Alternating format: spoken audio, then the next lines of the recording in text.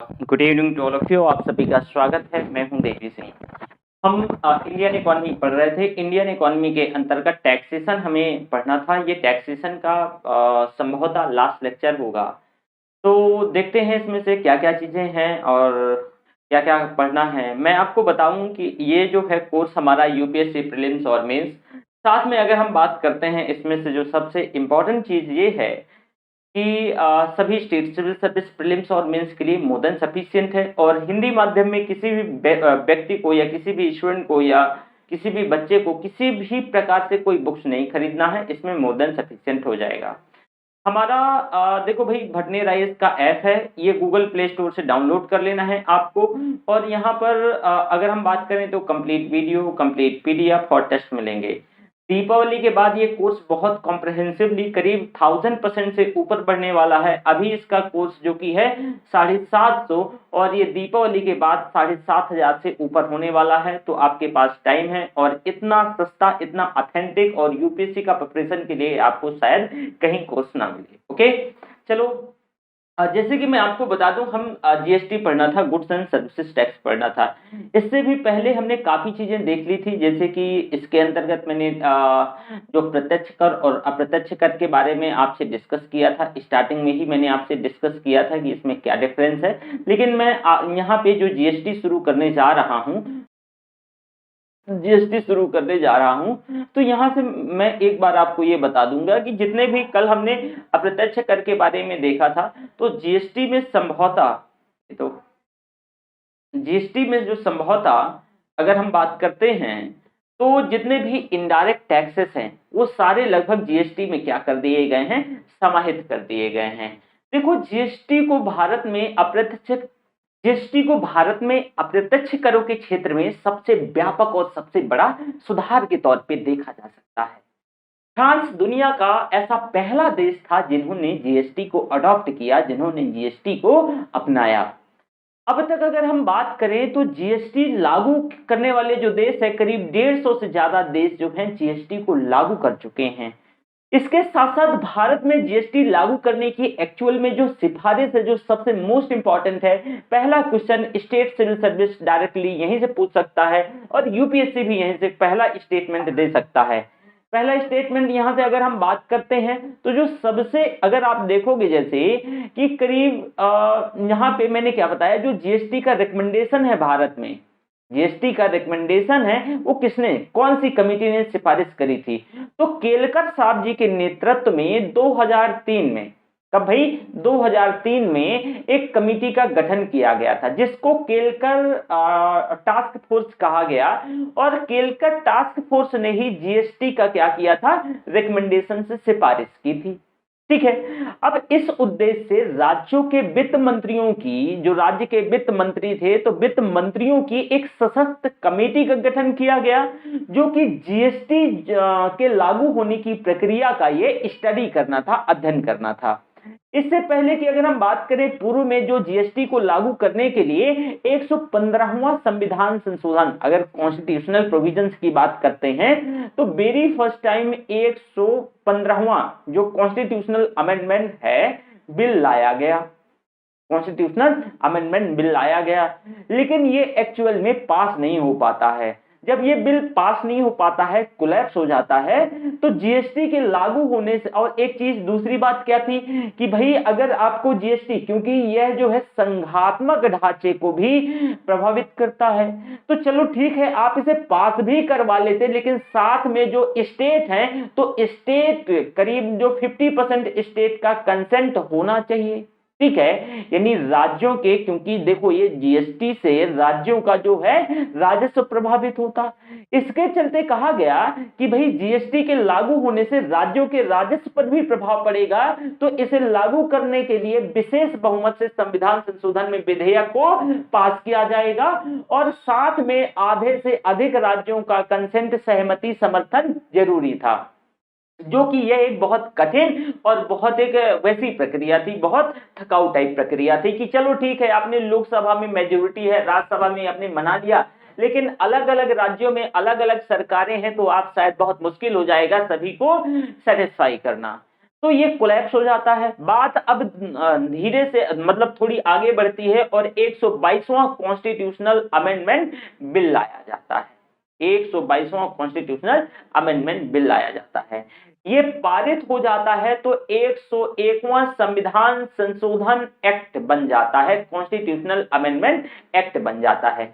आपको मैं यहाँ इकोनॉमी की क्लास में बिल और एक्ट के बारे में नहीं समझाऊंगा, लेकिन आप ये पहले से जानते होंगे कि भाई बिल क्या होता है और एक्ट क्या होता है। इससे पहले मैंने जो क्लासेस ली थी तो उनमें भी मैंने बताया था कि हमेशा देखोगे जब बिल लाया जाता है तो बिल की संख्या अपेक्षाकृत जो एक्ट होता है तो वो ज्यादा होती है। क्यों? क्योंकि जैसे कि मान लो ये 15वां कॉन्स्टिट्यूशनल बिल आया भाई और ये तो कोलैप्स हो गया, तो इसकी गिनती तो हुई ना, 116वां 17 8वां इस तरह आया तो इसकी गिनती हो गई, लेकिन ये एक्ट में कन्वर्ट नहीं हो पाया। इसी तरह 122वां कॉन्स्टिट्यूशनल अमेंडमेंट बिल जो आता है तो ये कॉन्स्टिट्यूशनल अमेंडमेंट एक्ट बन जाता है। राष्ट्रपति जी भी इसमें साइन कर देते हैं, जो जरूरत थी वो फुलफिल हो जाती है। अब जीएसटी एक व्यापक अप्रत्यक्ष कर है क्योंकि अपने इसमें से सारे अप्रत्यक्ष कर को अपने ऊपर समाहित कर लिया है। कई सारे इसमें जो पूर्व विद्यमान अप्रत्यक्ष कर रहे हैं सभी को समेटे हुए है, जो कि यह केंद्र और राज्यों द्वारा वस्तु और सेवाओं के उत्पादन और बिक्री पर आरोपित और संग्रहित किए जाते हैं। कहां पर भाई? जो राज्य और जो केंद्र हैं तो इनके द्वारा वस्तु और सेवाओं के प्रोडक्शन यानी उत्पादन और बिक्री पर आरोपित किए जाते हैं या संग्रहित किए जाते थे। अब एक अप्रत्यक्ष कर के तौर पे 1 जुलाई 2017 को लागू हुआ। यह एक अप्रत्यक्ष कर के तौर पे 1 जुलाई 2017 को क्या होता है भाई? ये लागू होता है। अब अगर हम बात करते हैं तो इसके उद्देश्य क्या थे, जो मोस्ट इंपॉर्टेंट, सबसे जो इंपॉर्टेंट है कि भाई जीएसटी का क्या उद्देश्य था। जीएसटी के उद्देश्य देखो भाई, होता क्या है। नंबर 1, विभिन्न अप्रत्यक्ष करों को समाप्त करके केवल उपभोग के बिंदु पर जो है ये जीएसटी यानी अप्रत्यक्ष कर लगाना था। सारे आप जो इनडायरेक्ट टैक्सेस हैं इसको क्या कर दो भाई? समाप्त कर दो। और कंजम्पशन के पॉइंट पे, उपभोग के बिंदु पर, मतलब जो इनडायरेक्ट टैक्सेस की अगर हम बात करते हैं तो उपभोग के बिंदु पर जो है इसको वसूला जाना था, वसूला जाना था। साथ में यह संपूर्ण अप्रत्यक्ष करों की व्यवस्था को सिंप्लीफाइड करता है। ऑल जो इनडायरेक्ट टैक्सेस हैं उनकी व्यवस्था को ये क्या करता है? सिंप्लीफाई करता है, सिंप्लीफाई करता है, सिंप्लीफाई करता है। साथ में आप देखोगे इनपुट टैक्स क्रेडिट की प्रक्रिया के जरिए, input tax credit, input tax credit की प्रक्रिया के चलते, जो इनपुट टैक्स क्रेडिट है तो इसके प्रक्रिया के जरिए कर के ऊपर कर के प्रपाती प्रभाव, जो कर के ऊपर कर का जो कैस्केडिंग इफेक्ट है, प्रपाती प्रभाव है, उसको क्या करना था भाई? खत्म करना था। ये जो कैस्केडिंग इफेक्ट होता है, कैस्केडिंग इफेक्ट को खत्म करना था। इस प्रक्रिया के अंतर्गत विनिर्माता या फिर सेवा प्रदाता, जो सर्विस प्रोवाइडर द्वारा इनपुट के खरीद में जो किए गए खर्च है उसको वापस कर दिया या लौटा दिया जाता है। Most important things. दूसरा इसमें से कि सभी वस्तु और सेवाओं को कुछ ही स्लैब में लाना था, सभी के लिए कोई अलग अलग टैक्स नहीं था। एक स्लैब बनाया जाएगा, उस स्लैब में वस्तु और सेवाओं को लाया जाएगा। इसमें से धीरे धीरे ऐसी व्यवस्था करी जाएगी कि एक राष्ट्र एक कर और एक बाजार हो, एक राष्ट्र एक कर और एक बाजार हो। वस्तुओं की कीमत में कमी लाना था, इसका उपभोग, निवेश और उत्पादन बढ़ेगा। देखो जीएसटी कम होने की वजह से, यहां ध्यान से समझने योग्य बात है कि अगर मान लो जीएसटी की वजह से, कम होने की वजह से, इनडायरेक्ट जीएसटी के आने की वजह से हमें इनडायरेक्ट टैक्सेस में है मान लो थोड़ा बहुत छूट मिल गया या कम लगता है, तो जब कम लगेगा तो उपभोग का जो है उपभोग बढ़ेगा, उपभोग बढ़ेगा तो अलर्ट पहुंचेगा तो प्रोडक्शन बढ़ेगा, जब प्रोडक्शन बढ़ेगा तो इकोनॉमिक ग्रोथ भी होगा, तो इकोनॉमिक ग्रोथ होगा तो जो रोजगार है तो रोजगार का सृजन भी होगा।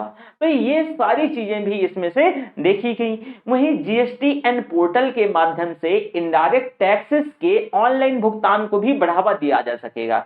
और जब इस ऑनलाइन भुगतान को बढ़ावा दिया जा सकेगा तो जो मतलब आसानी हो जाएगी, ज्यादा कलेक्शन होगा, साथ में जो करप्शन है इससे भी बचा जा सकेगा और ब्लैक मनी को भी कम किया जा सकेगा, ताकि सुविधा में भी एक वृद्धि होगी, एक बेहतर मतलब आसानी हो जाएगी, भ्रष्टाचार भी घटेगा। ये सारी चीजें जीएसटी के आने से पॉसिबल हो सकेंगी। अभी मैं बताऊंगा कि जीएसटी के 4 साल बाद मैं लास्ट में आपको बताऊंगा कि हमने क्या पाया क्या खोया।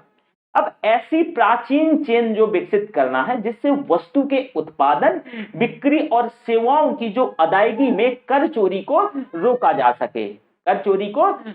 सके, जीएसटी के पूर्व देश के कई अप्रत्यक्ष, जीएसटी से पहले बहुत सारे अप्रत्यक्ष कर लागू हुआ करते थे। इनमें से कुछ की वसूली केंद्र सरकार करता था, कुछ की वसूली राज्य सरकारें किया करती थी। अब कुछ अप्रत्यक्ष कर जो कि केंद्र संग्रहित करती थी, जैसे कि केंद्रीय उत्पाद शुल्क, मैंने डिटेल से बताया था, सेंट्रल एक्साइज ड्यूटी, कुछ सर्विसेज टैक्स होते थे, सेवा कर होते थे। तो इन सभी को जीएसटी के अंतर्गत समाहित कर दिया गया है। कुछ अप्रत्यक्ष कर जिनकी उगाही स्टेट गवर्नमेंट किया करती थी, राज्य सरकारें किया करती थी, तो जैसे कि for example value added tax, VAT, केंद्रीय बिक्री कर, प्रवेश कर क्या होता था, जब एक राज्य से दूसरे राज्य में प्रवेश किया जाता था एंट्री टैक्स लगता था। फिर ऑक्ट्रॉय मतलब चुंगी, जब आप नगर पालिका में एंट्री करते थे तो आपको चुंगी कर देना पड़ता था, ऑक्ट्रॉय टैक्स देना पड़ता था। तो ये साथ में मनोरंजन कर को भी इसमें से शामिल कर दिया गया है जीएसटी के अंतर्गत। तो सीमा शुल्क को इससे बाहर रखा गया है, जो सीमा शुल्क है वो इससे बाहर है, जीएसटी में नहीं शामिल है, और उसे वापस कर दी इसके तौर पे अगर आप देखोगे तो जो जीएसटी है केवल उपभोग के बिंदु पर ही ये लागू होगा। अब इनपुट की खरीदारी पर वसूली गई जो ज्यादातर जो दरें हैं, जो ज्यादातर कर है, आप देखोगे जीएसटी के तौर पे है, और उसे फाइनली आप देखोगे कि वापस भी कर दिया जाता है। जीएसटी के अंतर्गत स्लैब तैयार किए गए हैं। जीएसटी के अंतर्गत 4 स्लैब हैं। कौन कौन से?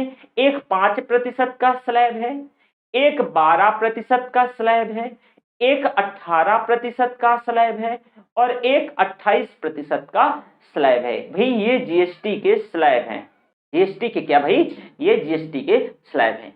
कुछ वस्तु और सेवाओं को इसके दायरे से बाहर रखा गया है, जैसे फॉर एग्जाम्पल इसमें से फल, सब्जियां, अनाज, ये सारी चीजें शामिल नहीं होती हैं।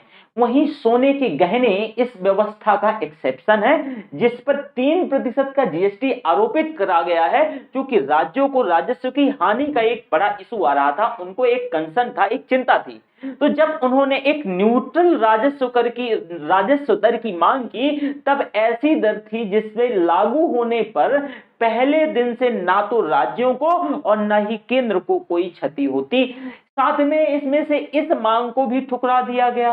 राज्यों की चिंता को दूर करने के लिए यह प्रयास किया गया, तय किया गया कि भाई 5 वर्षों को, राज्य बहुत चिंतित थे अपने रेवेन्यू को लेकर के, तो कहा गया कि भाई 5 वर्षों के अंत, अगर मान लो 5 वर्षों तक राज्यों को कोई भी जीएसटी अपनाने से अगर कोई हानि होती है तो 100% की भरपाई सेंट्रल गवर्नमेंट के द्वारा की जाएगी।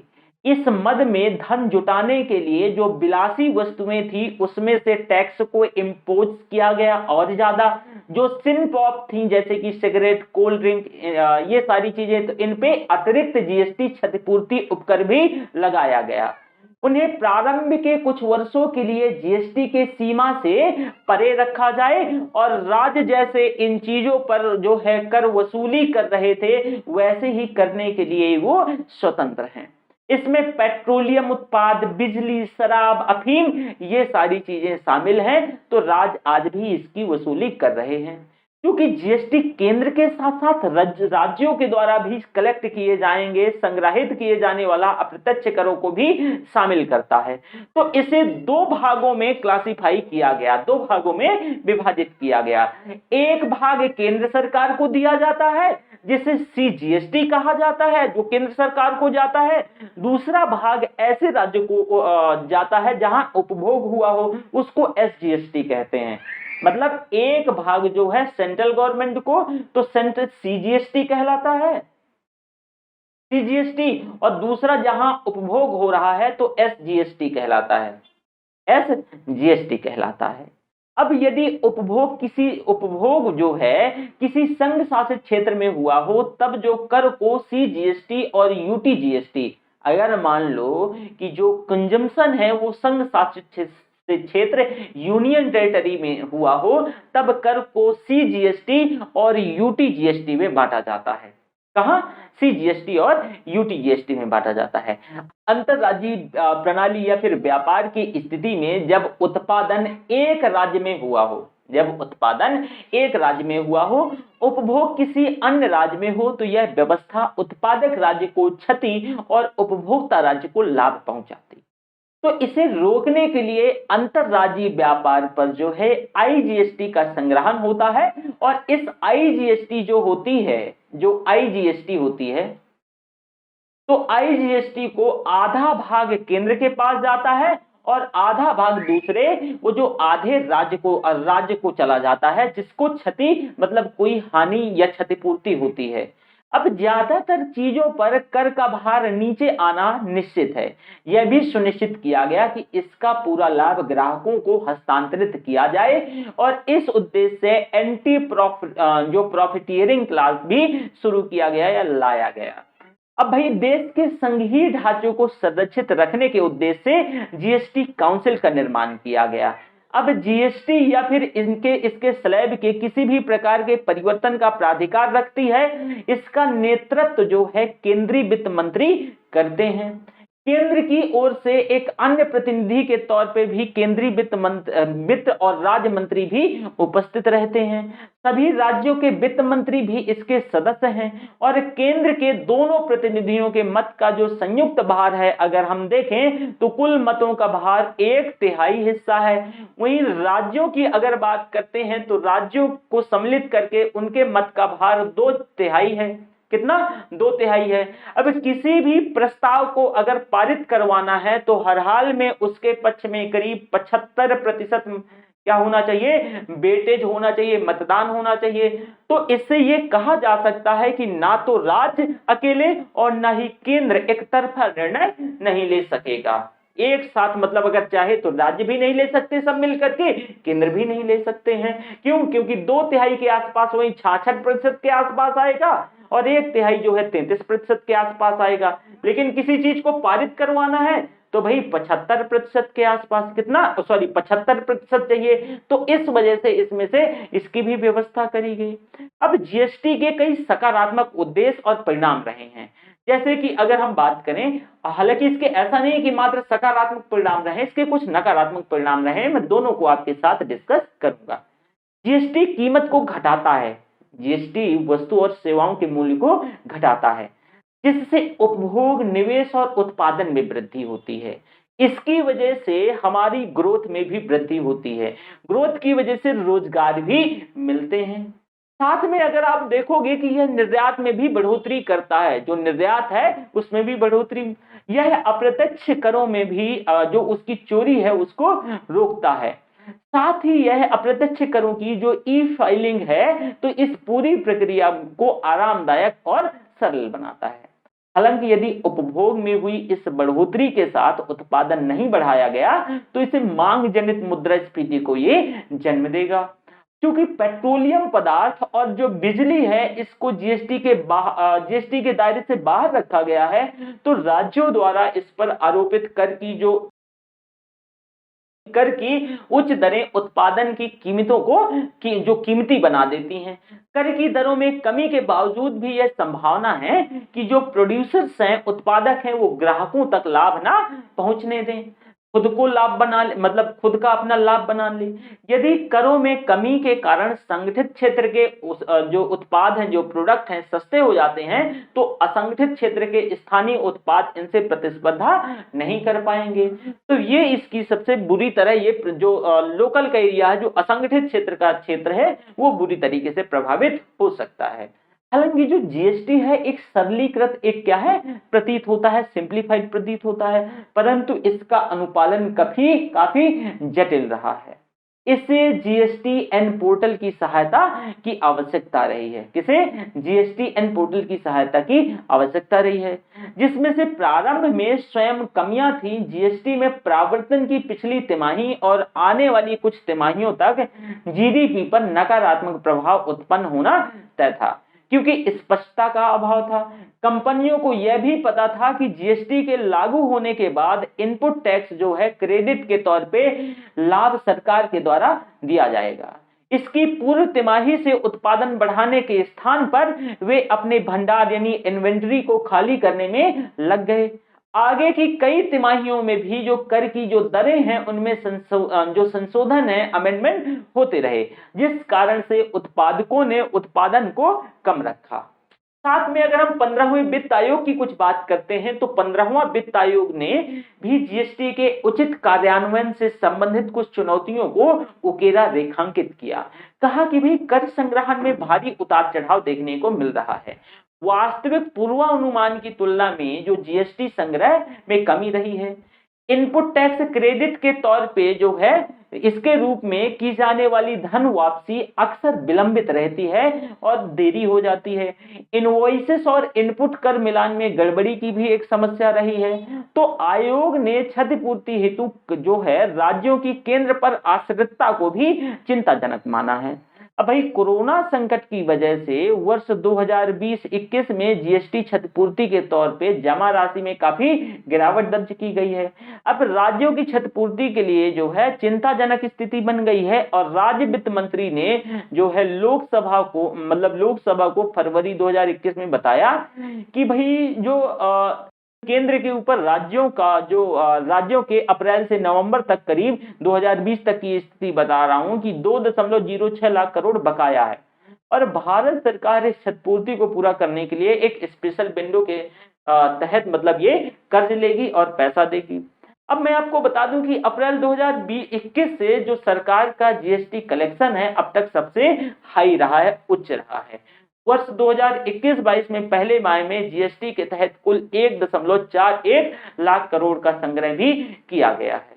तो ये सारी चीजें रही हैं जीएसटी के अंतर्गत।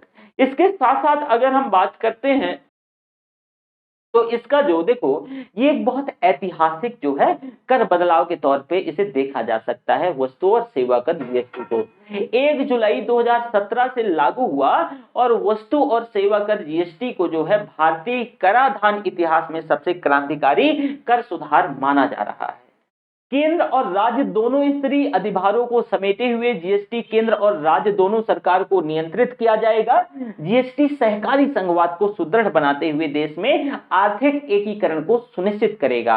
ये आपको डायरेक्ट स्टेटमेंट दिया जा सकता है कि जीएसटी के माध्यम से सहकारी संघवाद को बढ़ावा मिलेगा या सुदृढ़ बनाएगा। बिल्कुल सर, जीएसटी की वजह से जो हमारा सहकारी संघवाद है इसका उत्थान मतलब इसको सुदृढ़ बनाया जा सकेगा। आर्थिक एकीकरण को सुनिश्चित करेगा। स्वतंत्रता के पश्चात इसमें से सबसे एक ये बड़ा बदलाव है, जीएसटी एक देश एक कर एक बाजार के लक्ष्य को पूरा करने के मार्ग में एक बहुत बड़ा कदम है, एक मील का पत्थर है। वहीं जीएसटी वस्तु और सेवाओं के उपभोग पर लगाया गया गंतव्य आधारित है, उपभोग के पॉइंट पे गंतव्य आधारित कर है और इसे पिछले चरणों में मतलब इसकी क्षतिपूर्ति जो सेटअप है उपलब्ध करके जो भुगतान के क्रेडिट जो इनपुट क्रेडिट है वो उनको दे दिया जाता है। तो ये सारी चीजें रही हैं। अब इसके साथ साथ अगर हम इसमें से बात करते हैं जो सबसे इंपॉर्टेंट है कि कर के भाई इसमें से जो एक कर और इसके लाभ क्या क्या हैं, इसे आप ऐसे तो मैंने सारा सब कुछ बता दिया है लेकिन सबसे अच्छा याद रखने का तरीका क्या है। आप क्या करोगे कि भाई जैसे वस्तु और सेवा कर का वस्तु और सेवा के चलते जो वस्तु और सेवाओं का मुक्त आवागमन, अब एंट्री टैक्स नहीं लगेगा। तो मुक्त आवागमन किसका? वस्तु और सेवा कर का, वस्तु और सेवा कर का। नए भारत के लिए नई अर्थव्यवस्था का सृजन, नए भारत के लिए नई अर्थव्यवस्था का सृजन प्रतिस्पर्धा बढ़ने से उपभोक्ताओं को लाभ। प्रतिस्पर्धा बढ़ने से उपभोक्ताओं को लाभ। वस्तु और सेवा कर के आपूर्तिकर्ता, वस्तु और सेवाओं के आपूर्तिकर्ता, वस्तु और सेवाओं के आपूर्तिकर्ताओं के लिए राष्ट्रव्यापी समान अवसर, राष्ट्रव्यापी समान अवसर और राष्ट्रीयता और एकता की भावना में मजबूती, राष्ट्रीयता और एकता की भावना में मजबूती। अब भाई इसका स्वरूप, जीएसटी का स्वरूप, नेचर। अगर हम नेचर की बात करें तो देखो, भारत एक संघीय राज्य है, यहाँ केंद्र और राज्य, तो इसको केंद्र और राज्यों को उपयुक्त कानून के माध्यम से करारोपण और करों को एकत्र करने की शक्तियां दी गई हैं। जो इसके अंतर्गत देखोगे, कर केंद्र और राज्यों के द्वारा एक साथ सामान्य कर आधार पर आरोपित दोहरा कर है। अब कर का प्रशासन केंद्र और राज्य सरकारों के द्वारा किया जाएगा, तो एक राज्य के भीतर होने वाले लेन देन केंद्र सरकार के द्वारा लगाए गए कर को, जो केंद्रीय जीएसटी यानी सीजीएसटी, जैसे कि और मैंने एसजीएसटी और यूजीएसटी के भी बारे में, आईजीएसटी के बारे में आपके साथ डिस्कस किया है। तो यही जीएसटी का क्या भाई नेचर है। प्रोसेस ऑफ पेमेंट कैसे होगा, तो करदाताओं को इनपुट टैक्स क्रेडिट पर भुगतानों का जो क्रेडिट है, इनपुट टैक्स क्रेडिट है, लेने और उसका उपयोग आउटपुट कर उपयोग जो है देताओं को के भुगतान के लिए अनुमति दी जाएगी।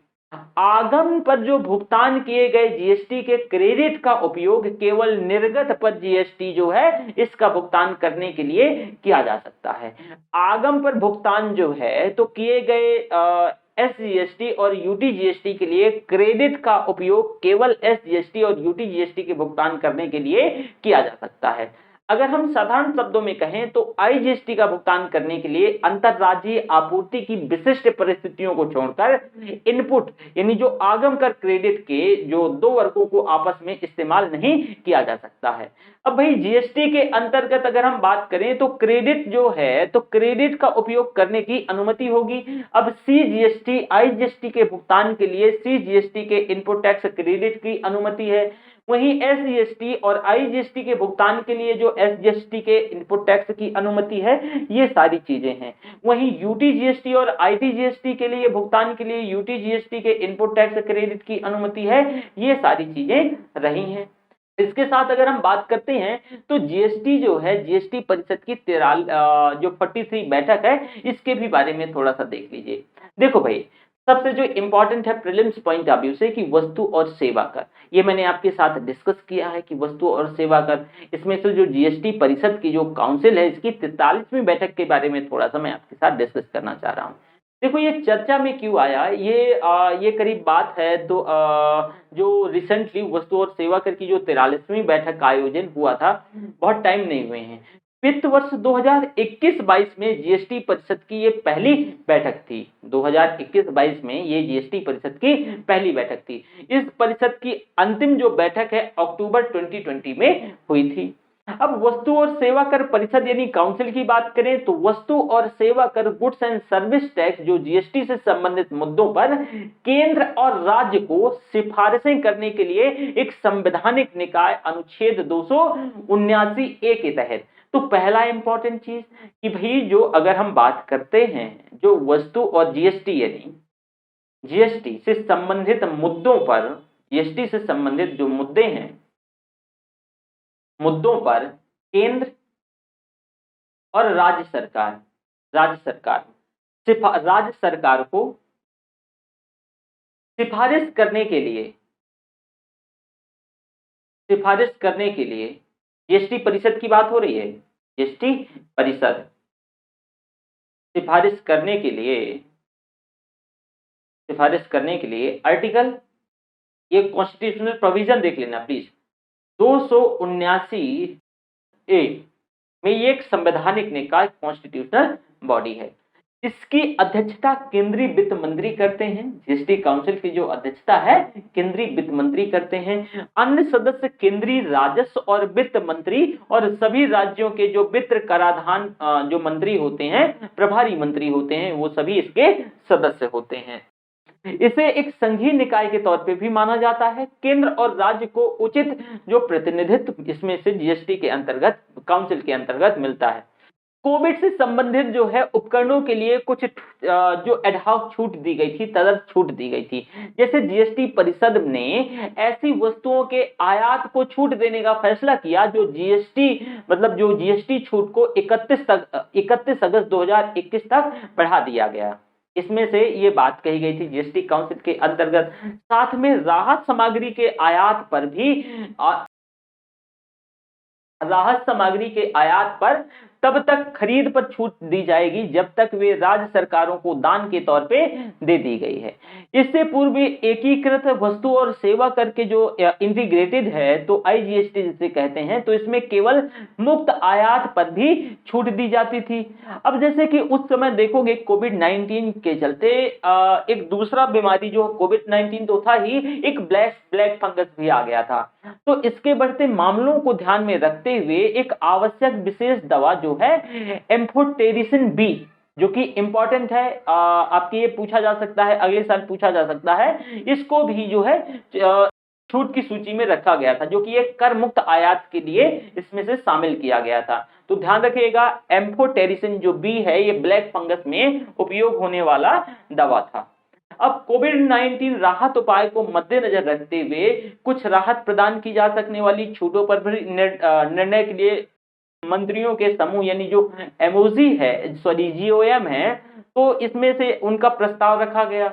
अब जो जीएसटी एमनेस्टी योजना की अगर हम बात करते हैं, तो विलंब शुल्क को कम करने की सिफारिश की गई है कि भाई आप जो विलंब शुल्क जो लेट करते हो तो उसको थोड़ा सा आप फास्ट करो। करदाता लंबित रिटर्न दाखिल कर सकते हैं, कम विलंब जो शुल्क के साथ योजना का लाभ उठा सकते हैं। छोटे करदाताओं को राहत प्रदान करेगा, जिसमें से जीएसटी दाताओं को करीब 89% भागीदारी है। विलंब शुल्क को भी ये युक्ति संगत रीजनेबल बनाएगा। यह विलंब शुल्क की भी अधिकतम राशि कम की गई है। भविष्य कर जो है, अगर हम भविष्य की कर अवधि में ये लागू होगी, इससे छोटे करदाताओं को लंबी अवधि तक राहत मिलेगी। जीएसटी मुआवजा उपकर जो राज्यों को बकाया, तो जीएसटी अगर हम राज्यों की जीएसटी राजस्व की क्षतिपूर्ति के लिए केंद्र सरकार के द्वारा 2020 के जैसे फॉर्मूले का अनुकरण और इस वर्ष के तौर पे किया जा रहा है। वहीं इस वर्ष केंद्र में जैसे 1.58 लाख करोड़ का कर्ज लेगा, जिसमें से राज्यों को बैक टू बैक ऋण के रूप में दिया जाएगा। ये सारी चीजें हैं। वहीं वैक्सीन निर्माता के लिए अग्रिम भुगतान की बात करी गई है। जैसे 2 वैक्सीन निर्माताओं के लिए अग्रिम भुगतान के तौर पे करीब 4500 करोड़ रुपए का भुगतान किया गया है। अब भाई देश टीकों के लिए जैसे कि जापानी, यूरोपीय संघ सहित कई आपूर्तिकर्ताओं निर्माताओं के साथ कम कर रहा है, तो इसमें से उनको भी कुछ अग्रिम भुगतान की बात करी गई है।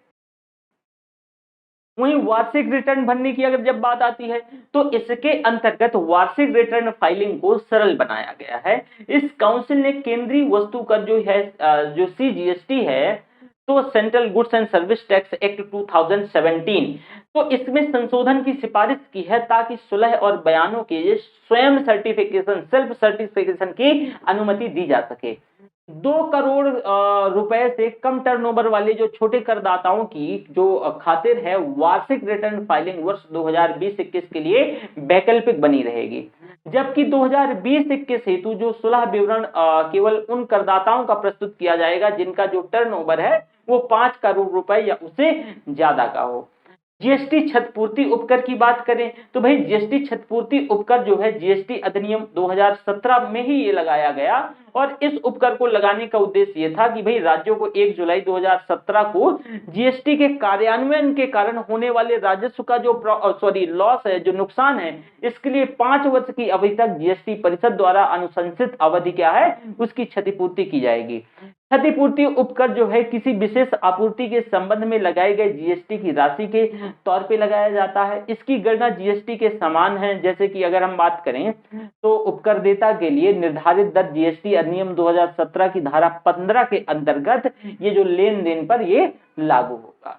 तो ये भी चीजें आपने इसके साथ साथ देखा। देखो और जो सबसे इंपॉर्टेंट है अगर हम बात करते हैं तो देखो जीएसटी के अंदर जैसे कि हम ज्यादातर चीजें ऑलरेडी कंप्लीट कर लिए हैं, तो उम्मीद करता हूं यहां तक किसी भी बच्चे लोग को कोई डाउट नहीं होगा। ओके, अब आगे थोड़ी से देखो, जीएसटी हो गया कंप्लीट, आपको कंपोजिशन स्कीम देखना है।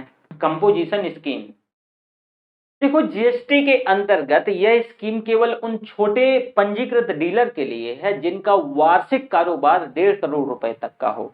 जो कंपोजिशन स्कीम है जीएसटी के अंतर्गत, यह स्कीम केवल जो छोटे छोटे पंजीकृत रजिस्टर्ड डीलर हैं जिनका वार्षिक टर्नओवर करीब 1.5 करोड़ रुपए तक का है, 1.5 करोड़ रुपए तक का हो। उत्तर पूर्वी राज्यों में डीलर हेतु ये जो सीमा है 75 लाख है। जो नॉर्थ ईस्ट के राज्य हैं, नॉर्थ ईस्ट के स्टेट हैं, उनके लिए यह सीमा 75 लाख की है, 75 लाख की है। यह स्कीम रेस्टोरेंट के अतिरिक्त अन्य सेवा प्रदाताओं के लिए नहीं है। अब यह रेस्टोरेंट के अलावा यह स्कीम केवल उन डीलर के लिए है जो वस्तु और सेवा जो वस्तु और कारोबार से, वस्तुओं के कारोबार से जुड़े हुए हैं। जो इस कंपोजिशन स्कीम को चुनेंगे वे इनपुट टैक्स की, जो इनपुट टैक्स क्रेडिट है, इसकी मांग नहीं कर सकते हैं। साथ ही वे अंतर्राज्यीय व्यापार की भी मांग नहीं कर सकते हैं, और वस्तुओं के जो डीलरों को इसके तहत अपने वार्षिक टर्नओवर का 1% जीएसटी, इसका 1% जीएसटी, ठीक है, जो वार्षिक टर्नओवर है तो इसका 1% जीएसटी, मतलब बाकी तो सारा चीज मैंने बताया, तो इसके तौर पे देना पड़ेगा। वहीं रेस्टोरेंट को 5% जीएसटी देना होगा। केवल वही रेस्टोरेंट इस स्कीम से जुड़ सकेंगे जो शराब नहीं बेचते हैं। दोनों ही परिस्थितियों में आधी राशि केंद्र सरकार के पास जाएगी, आधी राशि राज्य सरकार के पास जाएगी। ऐसी जो डीलर को कर अदायगी का रिकॉर्ड भी जरूरी, मतलब जो रिकॉर्ड है वो रखने की कोई जरूरत नहीं है। उन्हें हर तिमाही में ये जो कर है वो अदा करना पड़ेगा। This is called composition scheme. ये क्या रही भाई? कंपोजिशन स्कीम रही। अगला देखो, ई वे बिल। ई वे बिल, ई वे बिल, ये ई वे बिल क्या है? लॉजिस्टिक या परिवहन सेवाएं, जो लॉजिस्टिक है या फिर ट्रांसपोर्टेशन सर्विस, अंतरराज्यीय और अंतरराज्यीय व्यापार, यानी अंतरराज्यीय और अंतरराज्यीय व्यापार में इनकी महत्वपूर्ण भूमिका होती है। 1 अप्रैल 2018 से लागू, 1 अप्रैल 2018 से लागू ये ई वे बिल एक राज्य के भीतर या दो से अधिक राज्यों के वस्तुओं के परिवहन की जो व्यवस्था को आसान बनाना है। इसमें से पूर्व ट्रांसपोर्टर को हाथ से हस्ताक्षरित भौतिक दस्तावेज को साथ रखना होता है, और इसकी जांच प्रत्येक चेक पोस्ट पर करवानी होती थी। इसकी जो जांच है प्रत्येक चेक पोस्ट पर करवानी होती थी, जो विभिन्न राज्यों के प्रवेश मार्ग पर होते थे। अब इसके कारण प्रक्रियात्मक विलंब जो है, असुविधा, ट्रैफिक जाम की समस्याएं ये उत्पन्न होती थी। सड़क परिवहन मंत्रालय जो है, तो इसके अनुसार इस प्रकार की चेकिंग और जांच के कारण भारत में वस्तुओं के परिवहन में जो 20% तक का विलंब होता था, तो औसतन एक जो चेक पोस्ट पर महाराष्ट्र जैसे राज्यों में 20 मिनट, वहीं बिहार और झारखंड जैसे राज्यों में अगर हम बात करें तो 2 घंटे तक का समय लगता था। अब मैकेंजी रिपोर्ट कहती है कि भाई परिवहन में इस विलंब से भारतीय अर्थव्यवस्था को प्रतिवर्ष करीब $45 बिलियन का नुकसान भी होता है। वर्ल्ड बैंक द्वारा एक लॉजिस्टिक परफॉर्मेंस इंडेक्स कहता है कि भारत में किसी उत्पाद के कुल मूल्य से परिवहन का करीब 14% तक, जो परिवहन का मूल्य होता है ट्रांसपोर्टेशन का, करीब 14% तक होता है, जो कि विकसित राज्यों में मात्र ये 6 से 8% होता है। तो परिवहन जो है, परिवहन की वजह से भारत में चीजें और कॉस्टली हो जाती हैं, और इसकी वजह से जब चीजें कॉस्टली हो जाती हैं तो हमारा आयात तो वो स्वतः ऑटोमेटिकली कम हो जाता है। अब भाई कैसे आयात कम हो जाएगा? भाई आप ही बताओ कि भारत में कोई चीज का उत्पादन हो रहा है और इस उत्पादन के दौरान अगर ऐसा होता है कि हमारी ट्रांसपोर्टेशन में ही करीब 14% का खर्च हो जाता है, 14% का मूल्य लग जाता है, तो भाई हम विश्व स्तर पे कैसे हम बाकी की जो इकोनॉमी है कैसे उनसे प्रतिस्पर्धा कर पाएंगे? शायद तो नहीं। जब प्रतिस्पर्धा नहीं कर पाएंगे तो स्वतः हम ऑटोमेटिकली हमारा डाउनफॉल हो जाएगा। वहीं ई वे बिल का जो लागू होगा, जो ई वे बिल है, तो इन समस्याओं का समाधान करेगा, और यह एक इलेक्ट्रॉनिक दस्तावेज है। इसमें परिवहन के लिए आवश्यक ई वे बिल जो है भौतिक तौर से मतलब जो परिवहन के लिए जो ई वे बिल है वो लागू होगा, और इन समस्याओं का जैसे समाधान मतलब ऑब्वियसली ई वे बिल के माध्यम से हो जाएगा। तो वहीं राज्य और अंतरराज्यीय स्तर की अगर हम बात करते हैं तो इसमें से भौतिक तौर से दस्तावेज की जगह मतलब ये ई वे बिल ले लेगा, भौतिक तौर से दस्तावेज नहीं रखने होते हैं, और यह एक प्रकार के इलेक्ट्रॉनिक रूप में भी निर्मित परिवहन बिल के तौर पे होगा। यह अंतरराज्यीय जो परिवहन के लिए एक दस्तावेज की मतलब दस्तावेज की तरह ही होगा, परिवहन के लिए जरूरी भी होगा, उसे रखना पड़ेगा, और इसे माल भेजने वाले प्राप्तकर्ता और यहाँ तक कि जो ट्रांसपोर्टर है उसको भी तैयार कर सकता है। निर्माण की प्रक्रिया में कुछ मूलभूत जानकारी जैसे कि पिन कोड, गाड़ी का रजिस्ट्रेशन नंबर, इनवॉइस नंबर, ये देना जरूरी होता है। ई वे बिल जो है तो एक नंबर के तौर पे होता है जो ई वे बिल है। इसमें से जैसे ही एक व्यवस्था पूर्णतः लागू हो जाती है सभी भौतिक चेक पोस्ट समाप्त हो जाएंगे।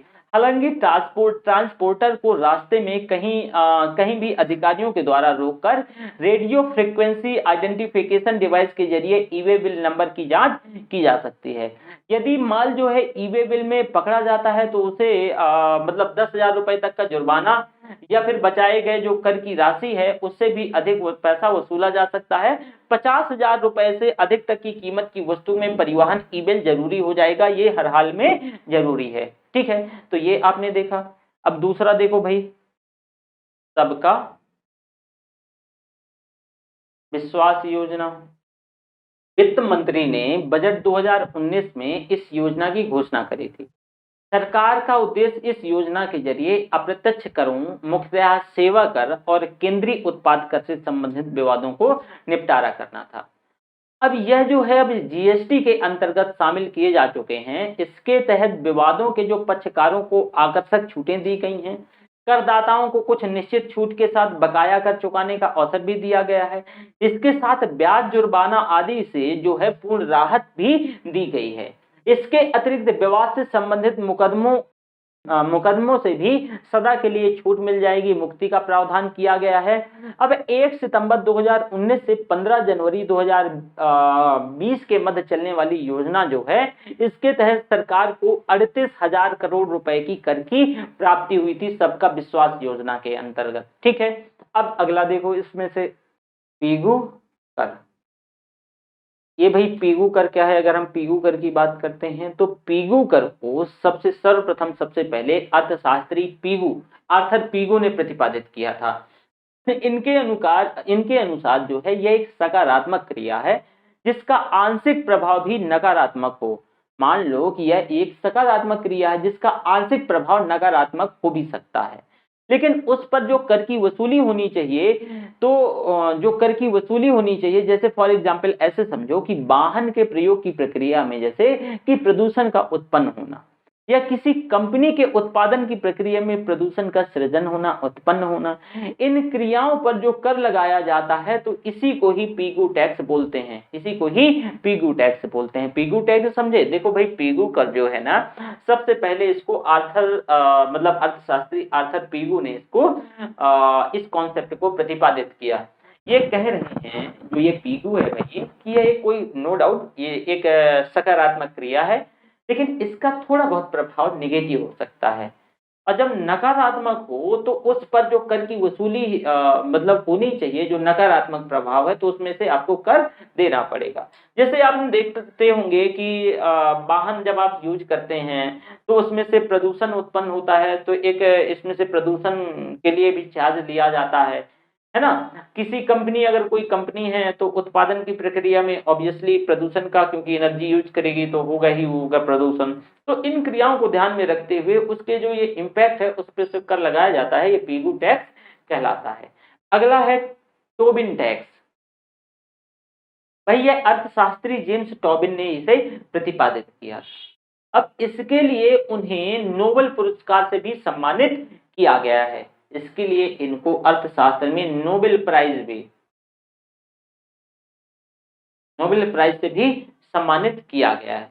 अगर हम बात करें, इन्होंने सुझाव दिया कि विदेशी मुद्रा के अकस्मात आगमन और पलायन को रोकने के उद्देश्य से एक देश की सरकारें विदेशी मुद्रा के लेन देन पर कर लागू करें, और इसी कर को जो है टोबिन टैक्स कहा जाएगा।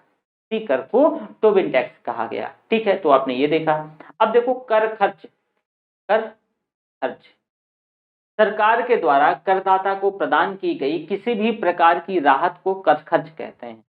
सरकार के द्वारा करदाता को प्रदान की गई किसी भी प्रकार की जो राहत है वो कर खर्च कहते हैं।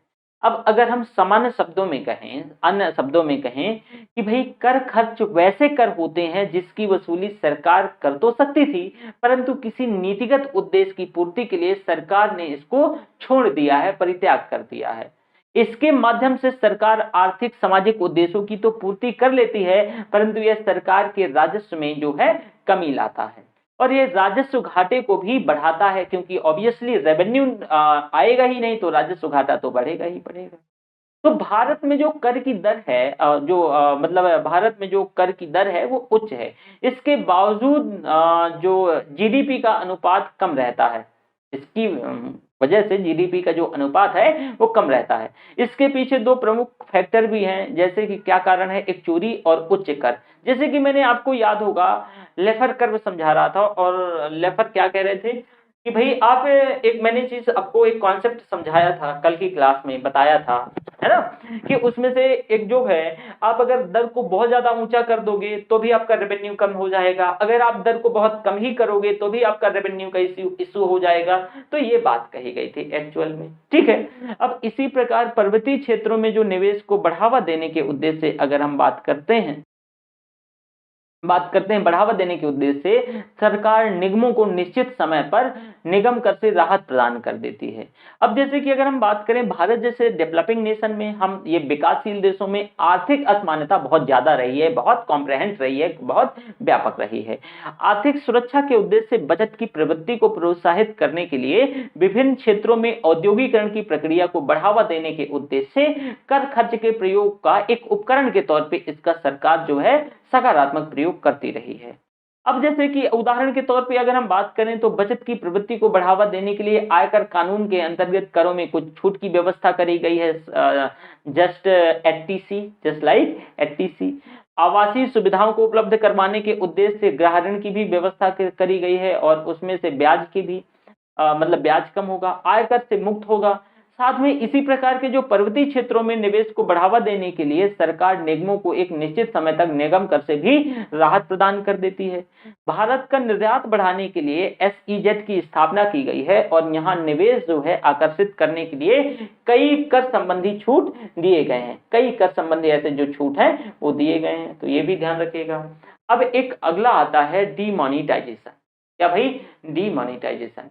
अच्छा, इसमें से जो ये सारी समस्याएं, मतलब समस्या कह सकते हैं, जो टैक्सेशन से संबंधित जो चीजें थी, ऑलमोस्ट हमने इसमें ये देखोगे कि कंप्लीट कर लिया है।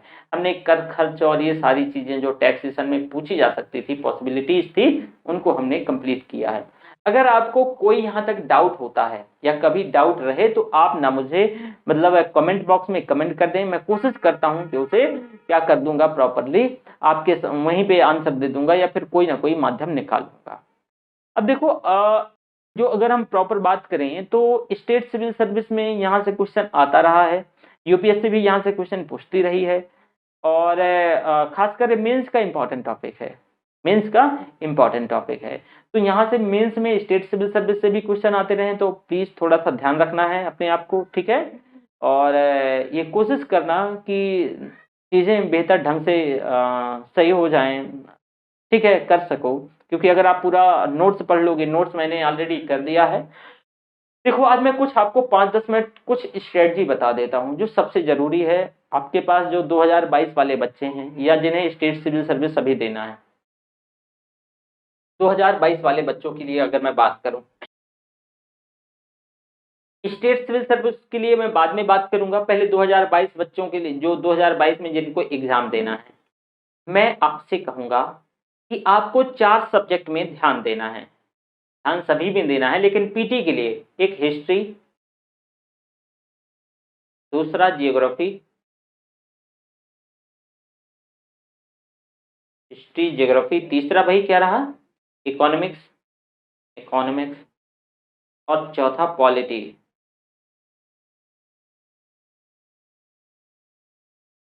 यही सब्जेक्ट आपका पीटी क्वालिफाई करवाते हैं, अगर इनमें आपकी मजबूत पकड़ है तो। अगर इनमें आपकी मजबूत पकड़ है तो यही। अब इनको आपके पास 7 माह का देखो टाइम है, ऐसे समझो। तो 7 माह के टाइम में इन ट्रेडिशनल सब्जेक्ट का कम से कम 10 से 15 बार, कम से कम 10 से 15 बार आपको क्या कर लेना है? रिवीजन कर लेना है। रिवीजन के लिए एक चीज मैं बताऊं, मैं आपसे कहे जैसे हमेशा बोलता हूं कि एक स्टैंडर्ड नोट्स और एक बुक, मात्र एक स्टैंडर्ड बुक और एक स्टैंडर्ड नोट। तो स्टैंडर्ड बुक्स तो आसानी से पता कर लोगे कि भाई स्टैंडर्ड जो बुक है कोई भी आप ढूंढ लोगे, लेकिन नोट्स का क्या है? किसे आप स्टैंडर्ड मानोगे? तो जैसे कि मैंने आपको बताया था कि भी यहाँ पे अगर हम स्टैंडर्ड नोट्स की बात करते हैं, तो जो पॉपुलर टीचर रहे हैं, पॉपुलर का मतलब ये है मेरे कि जैसे उनका एक बड़े परिदृश्य पे एक बहुत बड़ा नाम है, तो उनका आप नोट्स पढ़ सकते हैं, ठीक है। और मैं यहाँ बड़ा नाम का मतलब यहाँ सोशल मीडिया में बड़ा नाम से नहीं है, ऑफलाइन दुनिया में जिनका बड़ा नाम था, ठीक है। खास करके जो बहुत लाल पीली काली नीली, इन्हें आप बड़ा मत समझिएगा। मेरे कहने का मतलब आप समझ रहे हैं कि हाय पीली हाय लाल क्या होता है जो भी, ठीक है। तो मैं अगेन आपको बोल रहा हूँ, इन ये बड़े होने की परिभाषा नहीं है, ठीक है। झूठ बोलना बड़े होने की परिभाषा नहीं होती है। तो मैं आपको यहाँ पे अगेन बोल रहा हूँ, तो थोड़ा सा इन सारी चीजों से बिल्कुल आपको बचना है। एक स्टैंडर्ड बुक फॉलो करना है, आपको नोट्स को करीब 10 से 12 बार पढ़ना है, और अपनी हो सके तो इससे पहली बार एक सिंपल रीडिंग मारना है। देखो बुक्स को हर हाल में आपको 3 बार तो पढ़ना ही है, एटलीस्ट 3 बार पढ़ना है। एक बार आप कॉमिक कहानी की तरह पढ़ जाओ, ठीक है कि भाई चलो ठीक है, आपने एकदम पूरी रीडिंग मार दी। दूसरी बात जब आप पढ़ोगे तो आपको इसमें से कुछ चीजें दिखने लगेंगी कि भाई इसमें से दूसरी बार की रीडिंग में बहुत सारी कुछ चीजें, तो उनको हाईलाइट करना है। हाईलाइट, या फिर अगर हाईलाइट नहीं करना है, कुछ बच्चे हाईलाइट नहीं करते हैं और कुछ तो हाईलाइट यूं करते हैं कि फिर किताब नहीं दिखती है। तो अपना इसी नोट्स पे, इसी जो सर वाली नोट्स है आपने, और ये जो सर की नोट्स है अपनी हैंड राइटिंग में लिख लेना है। एक चीज और बताऊं, सर की नोट्स किसी भी सर की मैं बात कर रहा हूँ, ये जो नोट्स स्टैंडर्ड नोट्स, तो अपनी हैंड राइटिंग में। अब बात आ रही है, तो ये नोट्स थोड़ा सा अपने में इसमें ऐड कर लेना है। इसके बाद देखो हिंदी मीडियम में करंट को लेकर के एक इशू है, करंट को लेकर के। और करंट जो है, अगेन अगेन मैं बोल रहा हूं कि बहुत एक र्यूमर चल रहा है कि 3 क्वेश्चन करंट में पूछे। नहीं सर, 3 क्वेश्चन करंट में नहीं पूछे। एक अगर क्वेश्चन था तो इसमें एक ट्रेडिशनल पैटर्न पे स्टेटमेंट था, तो दूसरा करंट पैटर्न पे स्टेटमेंट। तो आपको डायरेक्टली चलो 3 क्वेश्चन हिट कर दिए करंट से, लेकिन करंट का वेटेज ये समझो कि 12 से 15% हर साल होता है। तो और इससे जो इंपॉर्टेंट ज्यादा है करंट मेंस के लिए। अब हिंदी माध्यम वालों को एक चीज सजेस्ट करी जाती है हमेशा कि एक काम कर लो कि आप द हिंदू पढ़ लो। अरे बुड़बक है, आप हमें ये बताओ, आप सजेस्ट कर रहे हो, आप मास्टर बहुत मतलब बने घूम रहे हो, और अरे अगर वो इतना ही द हिंदू में अपने आप को बेहतर फील कर रहे होते, या फिर इतना ही सारा सब कुछ वो इंडियन एक्सप्रेस पढ़ रहे होते, तो हिंदी मीडियम काहे रखते? उन्हें भी पता है कि सिलेक्शन का एक तरीके से 1% से भी नीचे आप देखोगे सिलेक्शन, मतलब 1 या 2% के आसपास सिलेक्शन रेशियो है हिंदी मीडियम का, इससे ज्यादा नहीं है। 20 से 22 25 बच्चे होंगे, महज 25 बच्चे होंगे टोटल, करीब 800 जितनी भी वैकेंसी थी। अब बताओ कि इतना खराब रेशियो है, अगर 5% से नीचे आ रहा है और हम 40% है हिंदी भाषी, तो कहाँ कमी है भाई? तो इसकी कमी को तो आपको फाइंड आउट करना पड़ेगा। और कमी कैसे फाइंड आउट होगी? तो आपके बस की बात तो नहीं द हिंदू पढ़ लेना या इंडियन एक्सप्रेस पढ़ लेना। तो उसके लिए मैं तरीका बताता हूँ। बहुत बड़े बड़े संस्थान हैं, अपनी साइट में वो सारी चीजें कर रहे हैं, और भटनेर आईएएस जैसे कि ये शुरू करने वाले हैं। मैंने डायरेक्टर से प्रॉपरली इस विषय में बात करी है। तो अगर बात हमारी करंट को लेकर के होती है, तो करंट मैं यहाँ से शुरू करवाऊंगा। मेरा ओरिएंटेशन करंट पढ़ाना मतलब इवेंट को डिस्कस करना नहीं होगा। मैं करंट को प्रॉपरली अब आपके ट्रेडिशनल सब्जेक्ट से जोड़ के बताऊंगा, ट्रेडिशनल सब्जेक्ट से जोड़ के बताऊंगा। मेरा करंट पढ़ाने का तरीका अलग है। हाँ, जो मैंने आपको पॉलिटी पढ़ाई थी मात्र करंट, उस अकॉर्डिंगली नहीं पढ़ाया जाएगा क्योंकि हमारे पास टाइम कम और चीजें ज्यादा करनी थी। तो यहाँ करंट जो है बहुत कॉम्प्रहेंसिवली और आपके ट्रेडिशनल सब्जेक्ट से जोड़कर बताया जाएगा। खासकर आप इसका उपयोग मेंस में कैसे कर पाए, क्योंकि देखो प्रीलिम्स में ऐसा नहीं कि बिना करंट के हो सकता है, मतलब हो जाएगा, लेकिन हो भी सकता है। लेकिन मेंस में अगर आपको नहीं पता है, मैं आपको बता दूं करीब 50% से ज्यादा क्वेश्चन करंट पर बेस्ड होते हैं। करंट का इवेंट नहीं पूछा जाता है, जोड़ के पूछा जाता है। और कम से कम आपको करीब 18 महीने तक का एकदम करंट आपको क्लियर होना चाहिए। ठीक है, तो एक ये चीजें हैं। अब इसके बाद देखो 4 सब्जेक्ट आपने तैयार कर लिया बहुत अच्छे से। इसके बाद आपको क्या फोकस करना है, इसमें से अगर हम बात करें, करंट तो आपको साथ ही पढ़ते चलना है। तो साइंस एंड टेक्नोलॉजी, बायोटेक्नोलॉजी, ये सारी चीजें। अब देखो इकोनॉमिक्स की प्रीलिम्स और मेंस की ये मेरी ड्यूटी है। जैसे कि आपने देखा प्रीलिम्स में तो कोई क्वेश्चन नहीं छूटा, इसी तरह मेंस में भी मेरी ड्यूटी है। हिंदी माध्यम वालों के लिए मैं बोलूंगा कोई भी बुक नहीं खरीदना है, एवं रमेश सिंह भी कोई बुक नहीं खरीदना है। देखो मैं कुछ अच्छी बुकों की बात करूं, अगर इंग्लिश मीडियम में है, इकोनॉमी में अच्छी अच्छी बुक्स हैं इकोनॉमी में इंग्लिश मीडियम की, लेकिन हिंदी मीडियम में नहीं है। और अगर हैं भी तो उनका जो ट्रांसलेशन बहुत खतरनाक है। दूसरा, इसकी जो भाषा है, इकोनॉमिक्स की जो टर्म्स हैं वो थोड़ी से समझ नहीं आता है, और आपका बहुत कम ही बच्चों का बैकग्राउंड रहा होगा इकोनॉमिक्स। ठीक है, तो इस वजह से एक ये भी इशू हो जाता है। तो ये मेरी जिम्मेदारी है इकोनॉमिक्स को कंप्लीट करवाना। बस कोशिश करिए कि आप हिस्ट्री, अब हिस्ट्री ऑप्शनल पढ़ाता हूं तो हिस्ट्री भी शुरू करूंगा, और पॉलिटी मैं पीटी के लिए पढ़ाता हूं, पॉलिटी पीटी के लिए। तो हम बहुत कॉम्प्रहेंसिवली, बहुत एक ब्रॉड मैनर पे जो भी है इन सारी चीजों का डिस्कशन करेंगे। हमारे यहाँ पर अगर हम जैसे क्लास की बात करते हैं, अब देखो पॉलिटी का स्टैंडर्ड नोट्स मैं उपलब्ध करवा दूंगा, हिस्ट्री का स्टैंडर्ड नोट्स उपलब्ध करवा दूंगा पढ़ाने के बाद। अब रही बात ज्योग्राफी की, तो हमारे इसी चैनल पर यानी भटनेर आईएएस में एक मैम है, वो ज्योग्राफी से एमएससी हैं, और वो एक स्कूल में प्रिंसिपल भी हैं, एक उनका बहुत बड़ा स्कूल और ये सारा सब कुछ है, बहुत एक्सपर्ट हैं ज्योग्राफी में अपने आप, मतलब एक एक्सपर्ट फैकल्टी हैं। तो आप वहाँ ज्योग्राफी उनसे पढ़ सकते हैं। ठीक है, करंट का हम जल्दी शुरू करेंगे। अब बात आती, ये तो हो गया आपका यूपीएससी 2020 के लिए। और कोई देखो ये जो यूपीएससी है ना, ये रणनीति का एग्जाम है, ये स्ट्रेटजी की परीक्षा है। अगर आप पिछले जमाने की तरह 10-10 साल लगे रहोगे 5 ईयर प्लान के माध्यम से तो नहीं होगा, बहुत स्मार्ट स्टडी करनी है, बहुत स्मार्ट स्टडी करनी है। तो मैं पहले हमेशा अपने बच्चों को बोलता हूं कि वेरी फर्स्ट डे से आप भले ही चाहे 1 माह लगा दो, लेकिन आपको सिलेबस पूरा रटा होना चाहिए, सिलेबस रटा होना चाहिए।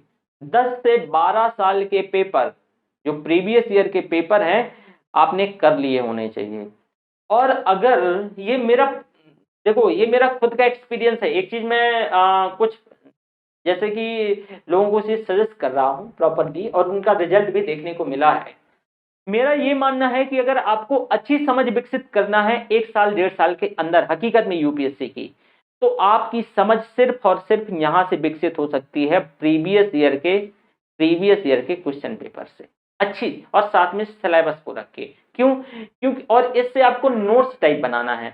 अब जैसे देखो कि एक ट्रेंड रहा है, आप देखिएगा, मैं पॉलिटी की चलो बात करता हूं, आप उठा के देख लीजिए 2014 से मैं बात कर रहा हूं, और ये 21 का पेपर हो गया। फंडामेंटल फंडामेंटल राइट से हर हाल में 2 क्वेश्चन तो आना ही आना है, इस बार भी 2 क्वेश्चन पूछे। ठीक है, चलो एक क्वेश्चन मान लो। अब जैसे कि प्रियम्बल से इस बार भी आया, 1 क्वेश्चन आना ही आना है। संघीय ढांचे से 1 क्वेश्चन आना ही आना है। ज्यूडिशरी या कोई वाद से, इंटरप्रिटेशन से 1 क्वेश्चन आना ही आना है। तो भाई मेरे कहने का मतलब क्या है, जब आप ये 10 सालों का एक पेपर देख लोगे ना, तो आपको ये पता चल जाएगा कि लास्ट टाइम में आपको प्रिपरेशन, पहले तो आपको सारा सब कुछ पढ़ना है, लेकिन लास्ट टाइम में फिर आपका जो है ओरिएंटेशन कितना कहाँ किस क्षेत्र में होना चाहिए, क्योंकि ये कौन बताएगा, ये आपका जो पैटर्न है ये बताएगा। सब लोग बोल रहे हैं इस बार पेपर टफ था और पैटर्न उसने चेंज कर दिया। पैटर्न क्या चेंज किया है मुझे बताइए। मैं एक ऐसे मास्टर साहब को सुन रहा था तो उन्होंने बोले कि एकदम पैटर्न ही चेंज हो गया है इस बार। अरे भैया, इस बार उसने क्या किया है कि इकोनॉमी के क्वेश्चन एक साथ, पॉलिटी के क्वेश्चन एक साथ, हिस्ट्री के क्वेश्चन एक साथ। तो इसका मतलब ट्रेंड नहीं चेंज हो गया, इसका मतलब ये कतई नहीं होता है ट्रेंड। उसका पूछना, क्वेश्चन पूछने का तरीका वही है, क्वेश्चन पूछने का तरीका वही है एकदम उसका, उसने कुछ नहीं बदला है। हाँ, इस बार थोड़ी सी जो पेपर था वो मॉडरेट था, पेपर मॉडरेट था। तो अब जैसे कि हिस्ट्री में 4-6 क्वेश्चन ऐसे आए हैं जो छोड़ने के लिए ही थे, कम से कम 4 क्वेश्चन छोड़ने के लिए ही थे, छोड़ने के लिए। जैसे कि मैं फ्रांसिस वाले की अगर मैं बात करूं, जैसे वो जो फ्रांसिस वाला, तो एक वो क्वेश्चन ठीक है, हम बताते थे जेवियर फ्रांसिस के बारे में, लेकिन इतना डीप कभी नहीं कोई भी टीचर जाते थे, लेकिन उनके पढ़ाने का जो तरीका है बदलना चाहिए इस चीज को लेकर के। तो हमें इसके पैटर्न, मतलब इसमें ट्रेंड नहीं चेंज हो गया, पैटर्न को थोड़ा सा हमें ध्यान रखना चाहिए, स्टूडेंट को भी और टीचर को भी। और यही स्ट्रेटजी है, यही रणनीति है। समझ में आया। आपने कभी सोचा होगा कि आप एक दिमाग में एक चीज बैठ गई है कि भाई इंजीनियर ही बहुत ज्यादा निकल रहे हैं, यूपीएससी क्रैक कर रहे हैं। उसके 2 मेजर फैक्टर हैं। हिंदी मीडियम का बच्चा भाई प्रीलिम से ही बाहर हो जाता है। पहले तो ये देखना, मैं बताऊंगा कि हिंदी मीडियम के सिलेक्शन कम होने की वजह से और इंजीनियर अधिक सिलेक्ट होने की वजह से क्या कारण है। प्रीलिम्स का बच्चा, वो सॉरी, हिंदी मीडियम का बच्चा प्रीलिम्स से ही बाहर हो जाता है। उसका जो GS1 है बहुत अच्छा, लेकिन जो GS2 है बहुत ही खराब।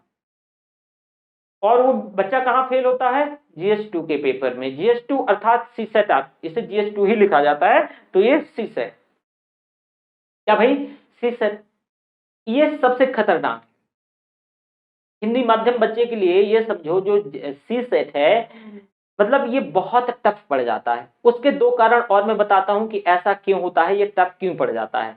देखो, जो पेपर जब सेटर होते हैं वो इंग्लिश मीडियम से होते हैं, और पेपर सेटर हमेशा इंग्लिश में पहले होता है।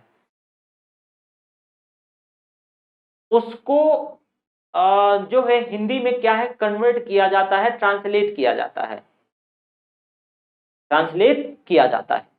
सी सेट में आप देखोगे जो कॉम्प्रहेंशन वाला हिस्सा है वो करीब 40% एरिया को कवर करता है, 40% के आसपास। और हिंदी में इसको इतना टफ भाषा में इसमें मतलब ये समझो कि वो किया जाता है, ट्रांसलेट किया जाता है कि आपको 2 बार 3 बार तो पैराग्राफ पढ़ना ही पड़ता है, बिना इसके सही नहीं हो पाता है। तो अब देखो, दूसरी बात, हिंदी मीडियम से पढ़े हो भाई तो जरूरी नहीं, मतलब इसमें ये सामान्य चीज है कि मैथ उतना, मैथमेटिक्स इतना बेहतर नहीं है, रीजनिंग इतना बेहतर नहीं है। तो आप कहाँ, इसकी तो तैयारी बहुत अच्छी थी लेकिन यहाँ कर गए फेल। तो आपका ये भी फोकस एरिया होना चाहिए। अब मैं ये बताऊंगा कि भाई जो इंजीनियर्स हैं वो ज्यादा क्वालिफाई क्यों हो रहे हैं। उसकी सबसे बड़ी वजह है सीसेट। उन्हें 4 साल इंजीनियरिंग करी है, इंजीनियरिंग के दौरान उन्हें कुछ पढ़ा हो या ना पढ़ा हो, सामान्य उनके पढ़ाई के दौरान एक चीज तो साथ में थी, मैथमेटिक्स और कैलकुलेशन। सीसेट क्या है, कैलकुलेशन, मैथमेटिक्स।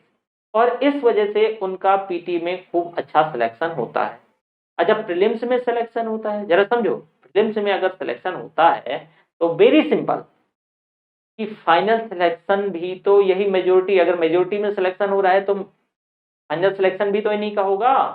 तो ऑब्वियसली ये इंजीनियर्स अधिक सक्सेस होने का मतलब वो है। अगर कोई बच्चा ह्यूमैनिटीज से रहा है और उसका सीसेट ठीक है तो कोई समस्या नहीं है। ऐसा नहीं कि इंजीनियर डोमिनेट कर रहे हैं, कोई और दूसरा कारण है, उनका कारण सीसेट है।